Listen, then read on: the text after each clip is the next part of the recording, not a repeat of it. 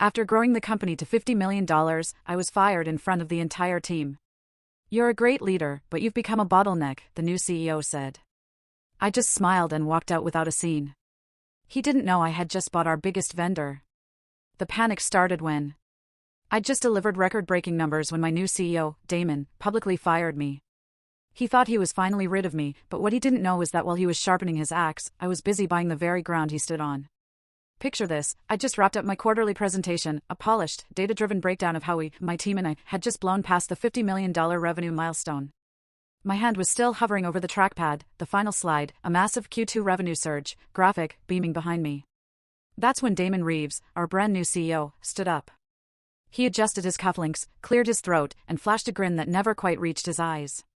"Before we wrap up," he said, "I have one more announcement. It concerns our leadership restructuring." I froze. The air in the room just stopped. Our entire executive team sat in dead silence. Some looked genuinely puzzled. A few, the ones who'd been whispering in corners lately, couldn't meet my gaze. "As of today," Damon continued, "Olivia will be stepping down as Chief Operating Officer." He paused, letting the words hang there. He gave the standard corporate platitudes: "Her contributions have been significant, deeply grateful." But then he went for the kill. "As we pivot into a new phase of aggressive scalability, we need less bottlenecking in operations and more agile decision-making. Olivia's strength is her strategic discipline, but we need to be faster, leaner." And then he dropped the real knife. "I believe your exact words last week were, 'We should hire more carefully and invest in development before scaling too fast,'" he added, almost casually. "That kind of caution has its place, but not now. Thank you for your service." He turned to the team, as if that explained everything. "You know that silence?" Not a shocked silence, but an ashamed silence? That's what filled the room. I just stared at him, at this man who had joined the company less than 3 months ago, and I smiled. A calm, quiet smile. "I appreciate the clarity," I said simply. "No dramatics. No tears. No protest. Just silence." Then I stepped aside as Damon took over the projector, launching into a slide titled Phase 2 Structural Optimization. I walked back to my office as if I were just heading to a lunch break. They didn't know. They had no idea what I'd already done. See, 2 months earlier, when Damon was first appointed by the board, something in my gut just shifted. This guy came from a background of fast-turnover VC firms, places where decisions were made with spreadsheets and ego, not people. From day one, he saw me not as a partner, but as an obstacle to bulldoze. And that was insulting, because I'd founded the company's original product line 6 years ago. I'd built the team. I'd written the operations manual. When our founding CEO stepped down for health reasons, it was me who kept the ship from sinking. I didn't ask for praise, but I sure as hell asked for loyalty. And what did I get? Nothing. Instead, I started noticing things: meetings I wasn't invited to, strategies reversed without discussion, and a growing, suffocating sense that Damon was crafting a narrative that just didn't include me. Then, one afternoon, I overheard his assistant on speakerphone scheduling a lunch with our largest vendor. My vendor. The one I had personally negotiated contracts with for 5 years. And that's when I heard it. Damon telling the vendor's rep, "The idea is to phase Olivia out quietly. It'll make things smoother." They wanted to erase me. But they were too late. I'd already begun taking precautions. I'd seen the signs, and I knew something they didn't. Our biggest vendor, Chronocore Systems, had been struggling financially. I'd been quietly reviewing their quarterly filings for months. I knew they were looking for a buyout. The opportunity? Golden. So I reached out to an old friend from grad school, now a private equity partner in Boston. We made an offer through a holding company I had quietly created the year before. It was a clean acquisition, silent, legal, discreet. By the time Damon finally called their CEO to push me out of vendor negotiations, he was told, politely but firmly, that any communication would now go through the holding company's new leadership. He never made the connection. So when he announced my termination in front of the team, when he smiled like he'd just removed the last, annoying obstacle to his precious phase 2? I didn't flinch. Because while Damon was sharpening his axe, I was busy buying the ground he stood on. Literally. Back in my office, I packed my things slowly. My family photo, the brass fountain pen my team gave me, a leather-bound copy of the Lean Startup still full of my margin notes. Everything went neatly into a box. Then I turned to face the glass wall. Through it, I could see Damon laughing with the CFO, oblivious. I smiled again, softly this time. Because I knew. Tomorrow, the emails would start. The contracts would change. And in 3 days? Panic would replace that smug confidence. Because the heartbeat of the company's supply chain, the one vendor they absolutely couldn't replace, was now owned by me. And I was done being quiet. Friday morning, I got a polite, but utterly cold, email from HR. Subject, Transition Plan, Olivia. It listed a checklist to complete by 5 p.m., severance details, and then, the kicker, also, Damon asked if you'd be willing to draft a knowledge transfer document for your replacement. I actually chuckled. The man fires me in front of my entire team, then asks for a favor like we're exchanging birthday cards? Still, I responded with a short message, Camille, I'll ensure all deliverables are documented. Regards, Olivia. It wasn't just professionalism. It was strategy. Every file I handed over would be clean, precise, and just incomplete enough to make them reliant on a partner they no longer controlled. And that partner? Chronocore Systems. They still hadn't put the pieces together. At 10:17 a.m., my phone rang. It was Michelle, my attorney. They've started sniffing, she said. Apparently, a junior procurement manager at my old company had reached out to Chronocore, asking why a new delivery schedule hadn't been signed off. Michelle's team had responded formally, citing the recent acquisition and stating the new leadership team would handle future discussions directly. They'll escalate it by Monday, I predicted, especially when they realized how central Chronocore was to their big Phase 2 rollout. Michelle sounded almost amused. They've got a dependency they didn't even think to vet. Congratulations, Olivia. You own their supply chain. I leaned back in my chair, staring at the stack of framed awards I hadn't packed yet. Most were for operational excellence, cost savings, strategic procurement, all earned under my watch. They used to be proud of me, until I became inconvenient. That evening, I had dinner with Clara, one of the few people at the company I still trusted. She slid into the booth at our usual wine bar, eyes wide. Everyone's talking about it, she whispered. Damon was cocky all afternoon, but around 3 p.m., his mood just shifted. Something spooked him. I stirred my drink. Was it about Chronocore? She nodded. They were supposed to finalize next quarter's contract this week, but the call got bounced. Legal said something about a change in ownership structure. Now Damon's demanding answers. I raised an eyebrow. So he's finally paying attention? Clara leaned in. He doesn't. No, not yet. What are you going to do? I smiled, slow and deliberate. Nothing. I already did it. On Saturday, I received a request for a meeting, not from Damon, but from their procurement lead, Trevor. Olivia, his email read, I know things ended awkwardly, but I was hoping to speak briefly about the Chronocorp contract. There seems to be some confusion internally, and you're the only one who handled those negotiations. Would you be open to a quick call? I didn't respond. Not out of pettiness, but because it wasn't my job anymore. Instead, Michelle sent a formal letter on behalf of my holding company, Verity Partners LLC, informing Techline that all further negotiations regarding Chronocore services would go through Verity's new client relations lead. Which, of course, was me. Sunday evening, just after 9 p.m., my phone buzzed again. Unknown caller. Then, Damon Reeves, 1 missed call, voicemail, 1 new message. I didn't listen. Michelle had advised me not to. Let your silence be the loudest thing in the room, she'd said. And she was right. Monday morning hit Techline HQ like a thunderclap. I woke early, brewed my coffee, and pulled up the internal dashboards I still had temporary access to through the vendor portal. There it was, blinking red, unconfirmed fourth quarter supplier contracts pending approval. That pending status would freeze 3 major product lines if left unresolved. At 8:02 a.m., Clara texted, Damon stormed into the 8 a.m. all hands. Nobody knew what was happening. He looks like he hasn't slept. By 10:30 a.m., LinkedIn was buzzing. A press release had gone out, Chronocore Systems announces new ownership under Verity Partners LLC. It didn't mention my name, but everyone who knew me knew. At 11:12 a.m., I got a 1-line email from Damon, we need to talk. Urgently. I forwarded it to Michelle. She called 10 minutes later, laughing. He's panicking. He finally realized who bought the kingdom he thought he ruled. And I hadn't even begun to play my next card. Chronocore didn't just supply software components, they handled the data architecture for Techline's newest project, an AI-powered operations hub. Damon had staked his entire CEO reputation on it. Without Chronocore's custom data libraries, that project would fall flat before launch. In the hallway outside my apartment, the echo of footsteps passed my door. I glanced at my boxed-up office gear, still sitting by the entryway. I hadn't decided whether to unpack it or donate it. It didn't matter anymore. Because on paper, I no longer worked at Techline. But in practice?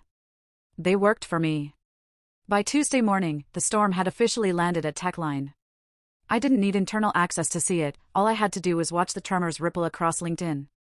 Project managers quietly updated their statuses to open to work. Engineers from the AI division reposted the Chronocore acquisition announcement with vague captions like "Big industry moves ahead" and "One door closes, another opens."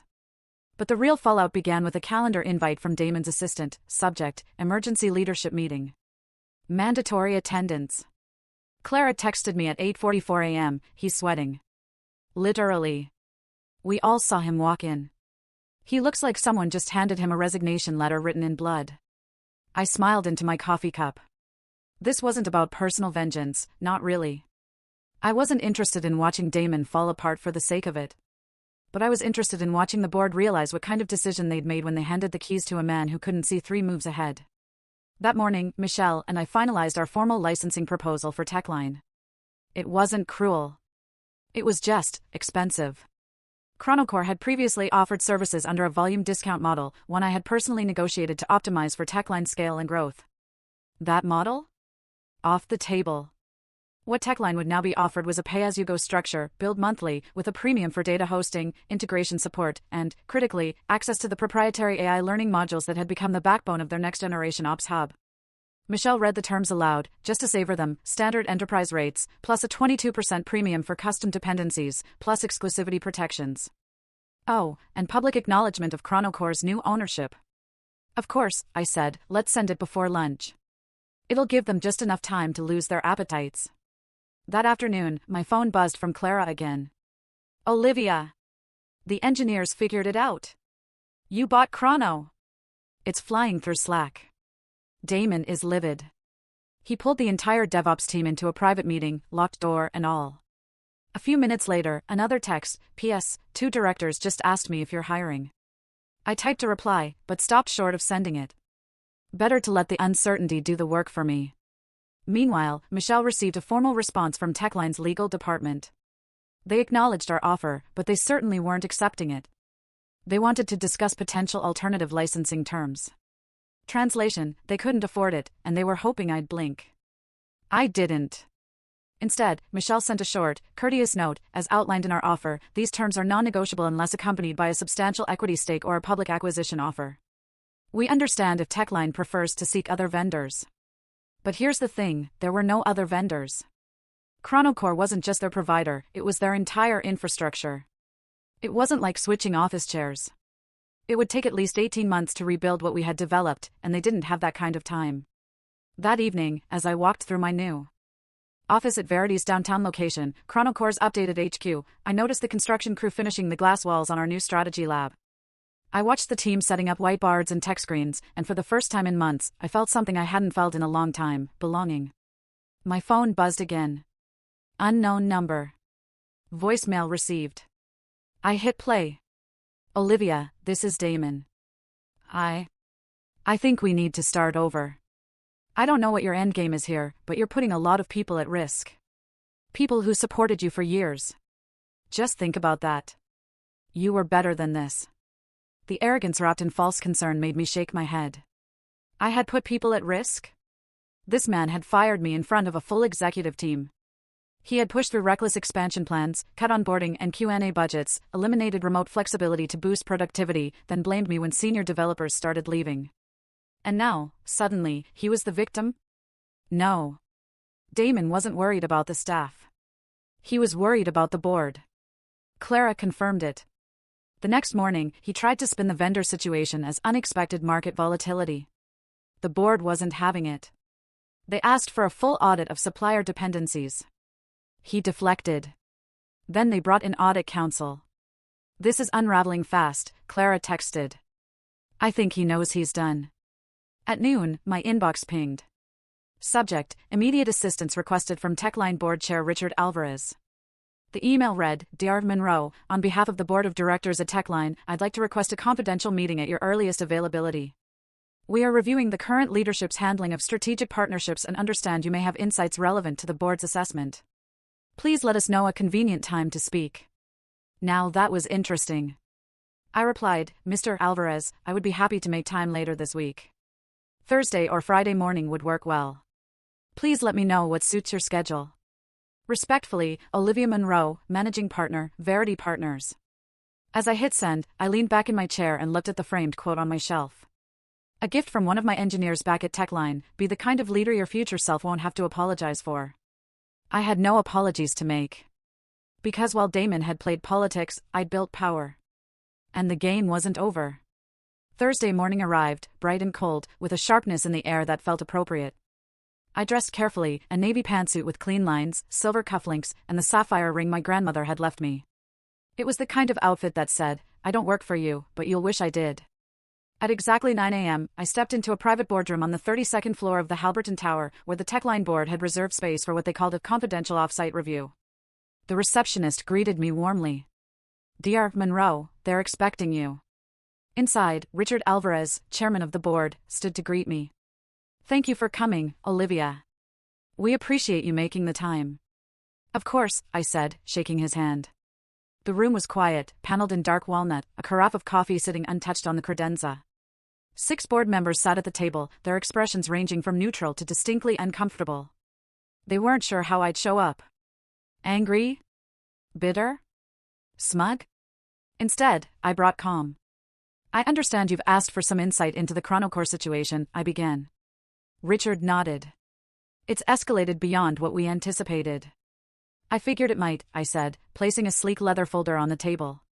In here, you'll find a timeline of events, emails, correspondence, financial filings, all of which confirm that Chronocore was fully acquired by Verity Partners as of 3 weeks ago. We are now the exclusive provider of your AI systems architecture and own the data modules currently powering over 60% of your next-gen rollout. Silence. And I continued, you'll find that at the time of acquisition, I was no longer employed by Techline, which means legally, there is no conflict of interest. Only a failure to recognize operational risk on your current leadership's part. A board member in a gray suit leaned forward. Why didn't Damon flag this? Perhaps, I said evenly, because he didn't see it coming. That landed. I watched them shift in their seats. Richard cleared his throat. He told us the vendor disruption was due to internal politics, that Chronocore had overextended. I shook my head.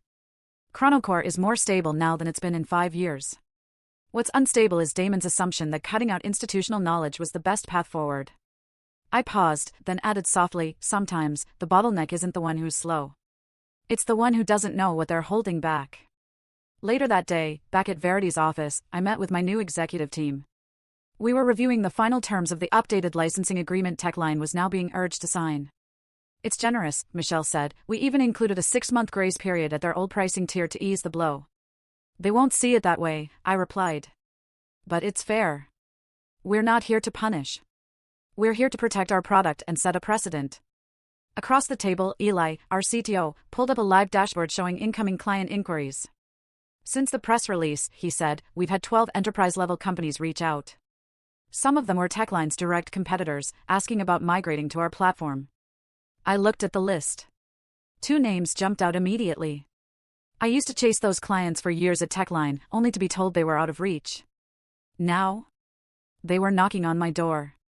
By Friday, the board had called an emergency executive session. Clara kept me updated via text. Rumor is Damon won't survive the weekend. They've pulled his calendar access. Legal's involved. And then a little side note, also, fun fact, he just realized the DevOps team copied you on the last documentation repo before you left. The audit trails timestamped it. Proves you were working in good faith the entire time. She finished with one word, unraveling. I stared at that word. Unraveling. It didn't bring me joy. It brought closure. This wasn't about revenge, not truly. This was about recognition. About being pushed aside and told, you're in the way, after 6 years of building something from the ground up. It was about showing them what happened when they dismissed the woman who had read every line of code, built every partnership, and mentored half the people now holding the company together. That evening, just before I closed my laptop for the weekend, I received another message. Subject, formal response to licensing proposal from Richard Alvarez. Dear Monroe, It began, the board has reviewed the proposal from Verity Partners. We are prepared to accept the terms as outlined. We also wish to extend an apology for the way your departure was handled. We understand this does not change the past, but we hope it opens the door to a more respectful, professional relationship moving forward. Thank you for your time and for reminding us what true leadership looks like. I read it twice, then once more. I forwarded it to Michelle.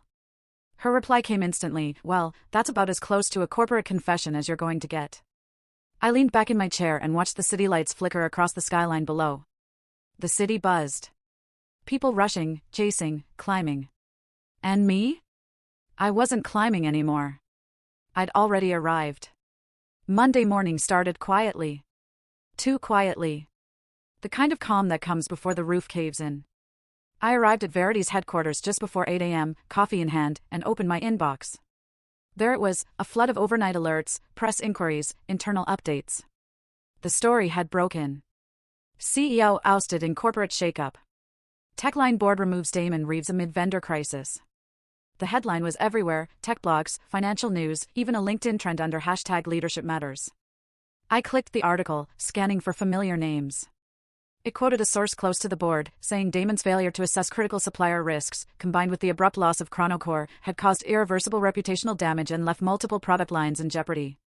He was out. Effective immediately. Clara confirmed it within the hour, it's real. Damon cleared his desk at 7 a.m. No speech. No drama. He didn't even make eye contact on the way out. The interim CEO is Richard Donovan. He used to head operations at Iron Core before their acquisition, total cleanup guy. They're rebranding the AI Ops Hub to distance it from Phase 2. People are calling it the Ghost Project internally. She followed it with a gif of someone dumping water on a fire. I smiled. But even amid all this chaos, I didn't feel triumphant. I felt steady. Resolved. Because while Damon's fall had been inevitable, what came next mattered more. At 11 a.m., I walked into our product lab for a team debrief. Our engineers were preparing a technical rollout for new enterprise clients, many of whom had reached out after seeing Techline stumble. Eli, our CTO, pulled me aside before we started. You're not going to believe this, he said. Techline sent over a draft of the public licensing agreement. They actually included your name. I blinked. You're joking. Not even a little. He showed me the screen. Technology developed by Olivia Monroe, licensed exclusively through Verity Partners. Front and center. Legal must have forced it through.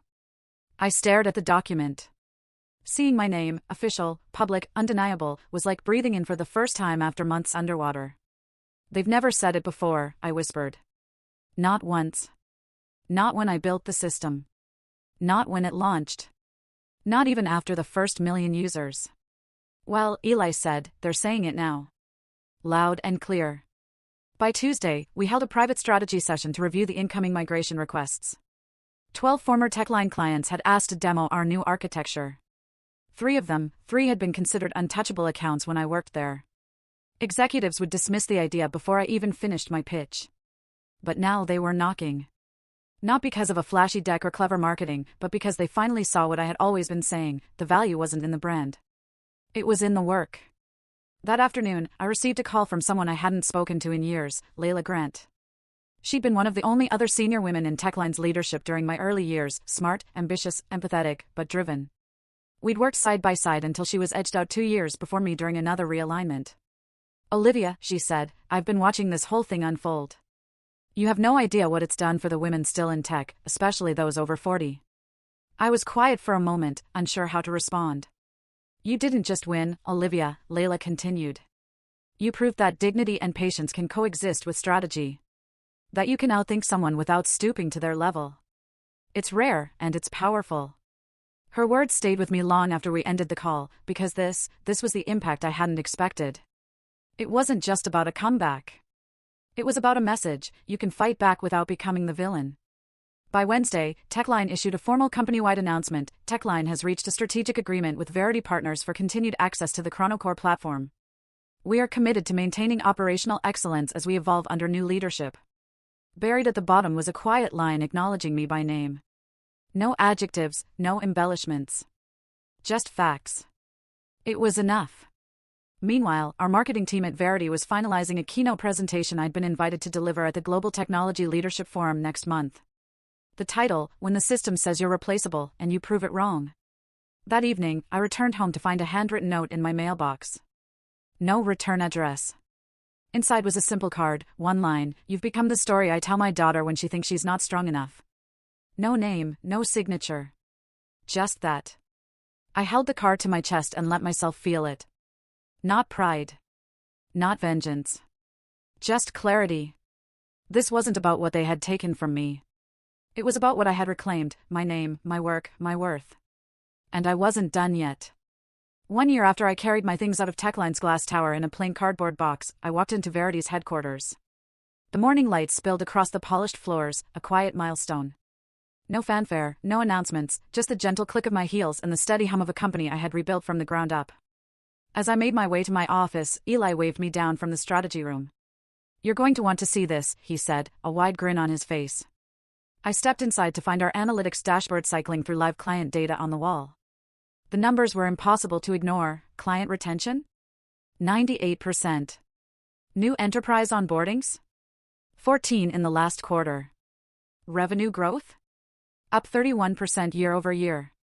Then Eli brought up the most satisfying figure: Techline's projected market share loss. 27%. Net migration to Verity infrastructure. 9 of their top 20 former accounts. They tried to downplay it at first, Eli said. But investors are asking questions, and now, finally, they're answering. I blinked. Answering how?